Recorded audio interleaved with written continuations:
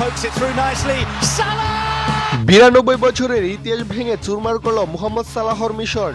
নিউজিল্যান্ডের বিপক্ষে বিশ্বকাপে নিজেদের প্রথম জয়ে গ্রুপ চ্যাম্পিয়ন হয়ে নকআউট পর্ব নিশ্চিত করল মরুর দেশ মিশর।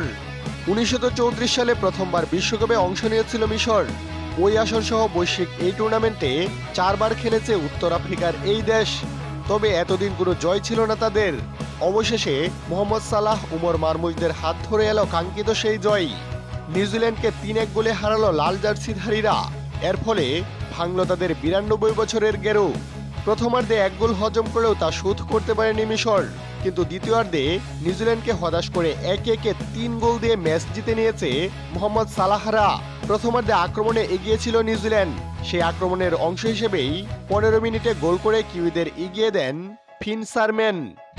এরপর প্রথমার্ধে এগিয়ে থেকেই বিরতিতে যায় তারা।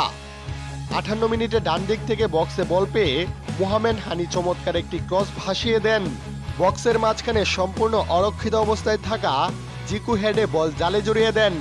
নিখুঁত ক্রস আর দুর্দান্ত ফিনিশিংয়ে গোল করে সমতায় ফেরায় মিশর।